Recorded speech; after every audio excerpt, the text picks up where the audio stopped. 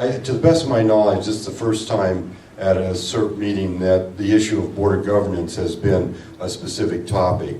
So we're kind of doing things that may appear to be rather simplistic, but we have to kind of walk before, or crawl before we can walk.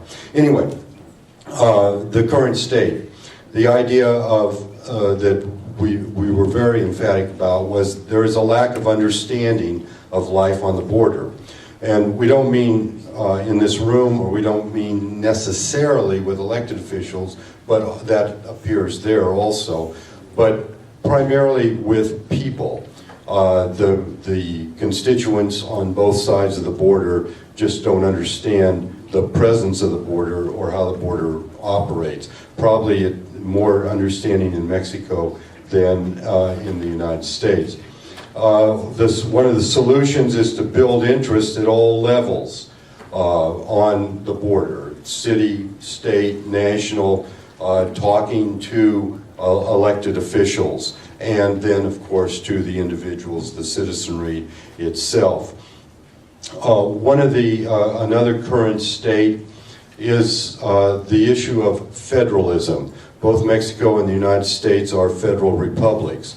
The fact that they're federal republics means that there are some similarities, but there are great differences as well.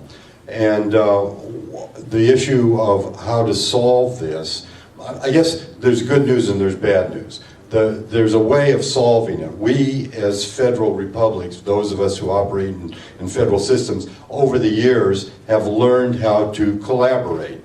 We've learned how to get cities and counties and states and national governments to work together.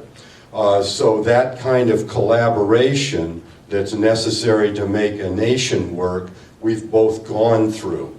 Now, the next step is, can we use that knowledge, that experience, to span the border? Can we use that collaborative experience to be able to cross the border and to develop bi-national organizations that can do the same thing that we do within our own nations? Some of the things, what's going to happen if business as usual, missed opportunities. It was pointed out that we are in a global economic situation. As long as we don't work together, as long as we miss opportunities, we're going to not compete as well with Japan or with China and India, particularly, but with the European Union, so on and so forth. So that's going to hurt. One of the interesting points that was brought up is the issue of what's happening as far as federalism is concerned. The sense that Mexico is moving more in the right direction, that is, to more devolved system than the United States is. In fact, it was a general feeling that the United States was retreating from the devolution it went through and was becoming more centralized. And certainly in the case of local governments were becoming under the control of state governments to a greater extent than they had been 10, 15 years ago. So this is kind of an interesting re-look at it. That is, Mexico is becoming more decentralized and the United States is becoming more centralized. Okay, what are we going to do about this? Specific things. It was pointed out that the La Paz agreement has not been particularly well used. That's not quite the word, by the way. That there is a lot going on with the La Paz agreement that we don't realize that we could utilize. For example, the issue of joint advisory commissions that are possible under La Paz should be looked at to be utilized more. We believe that there should be, there was a split. There was a split here.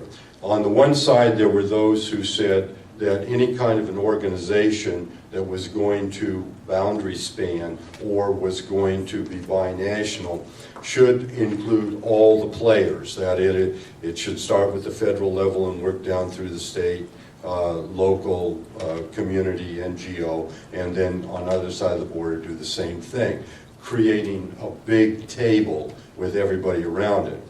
The other part of the group said, no, we need to model this. We need to take an existing organization that's out there and use it in a smaller location with using some problem-specific issue and make it the model and work on that. And then if it works, well, learn from that and make adjustments. And then if it works, utilize it in other places along the border.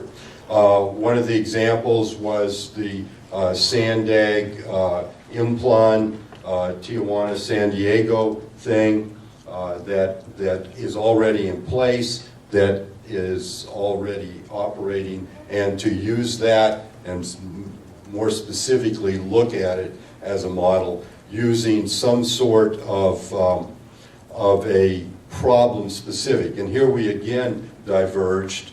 There were those who liked the idea of land use planning, the idea that was raised by Denise of using environmental impact and environmental impact statements as the model that we could use. That is, getting a regulatory device and then setting up an organization just to oversee it.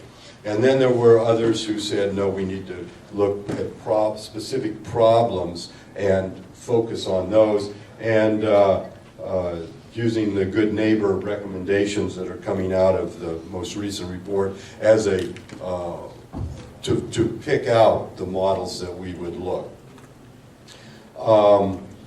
Idea of using MOUs. Lisa said don't go into trying to renegotiate treaties, but utilize MOUs. But on the issue of treaties, there was the idea we're looking at the next 20 years. Maybe we should seriously consider starting in some treaty negotiations that would produce some sort of a border-spanning organization. So don't just dismiss that because it's difficult. We have 20 years that we're looking at. Build on Border 2012, especially the idea of citizen participation. Get everyone involved. That sort of use the governor, the Border Governors Organization, which seemed to work well in 2012. The one specific recommendation we have that I think we all agreed upon is that at next year's SCERP, that the idea of border governance be given a specific 3-hour segment or so, and request specific papers. Things like how are border governance issues dealt with elsewhere? For example, the EU, which has a long history in that. What about how does federalism work in the U.S. and Mexico, just specifically? Understanding the La Paz Agreement. Look at that, tear it apart, come back and tell us how it works. An inventory and description of border-oriented groups and organizations. Do we have an inventory of what's out there currently so that we can later on begin to look at how they operate and